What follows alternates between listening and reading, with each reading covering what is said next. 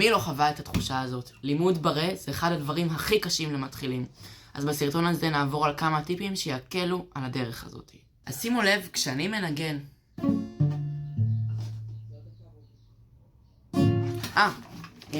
הדבר הראשון שהייתי ממליץ לכם הוא להתחיל ללמוד את הברה בסרגים שיותר קרובים לתיבת התעודה, כי הם יותר קלים. בהמשך תוכלו לעבור לקורדים כמו F או B פלט. טיפ שני, תתחילו עם אצבע אחת ותוסיפו את האצבעות האחרות, ולפעמים תתחילו עם האצבעות האחרות ותוסיפו את האצבע של הברה. זה יכול להקל עליכם למצוא את הפוזיציה הנכונה ביותר של האצבעות שלכם. טיפ שלישי, חשוב שלאצבע יהיו שני דברים במיקום שלה.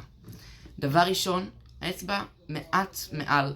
מצאו את הגובה הנכון לאצבע שלכם, כי לרוב הדברים שהכי קשים זה שלושת כי לרוב מה שהכי קשה זה המיתרים התחתונים. לכן החלק העבה יותר של האצבע חשוב שהוא יהיה על המיתרים התחתונים, אז לפעמים צריך להעלות את האצבע. דבר שני, הזווית של האצבע שלי היא לא ישרה, לא בדיוק מקבילה, אלא היא מעט מוטה. הזווית, יש תנועה כזאת שאתם מבצעים, וזה פשוט הרבה יותר הגיוני, מכיוון שהעצם שלכם צריכה לגעת, ולא האורך הרך והנחמד שלכם.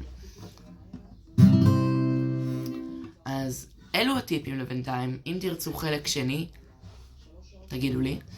בכל מקרה אני ממליץ ללמוד את הדברים האלה עם מורה שילווה אתכם בכל הדרך, וייתן לכם טיפים שמותאמים לטעויות האישיות שלכם. אז אתם מוזמנים לפנות אליי או לכל מורה אחר, ויאללה, תמשיכו לנגן, אתם בסוף תסתדרו, אני מבטיח לכם. זה קשה, אבל עוברים את זה. וגם לי לפעמים, כשאני מנגן גיטרה אקוסטית לאורך זמן, על החלקים האלה, זה לא כל כך קל לנגן ברה. בהצלחה.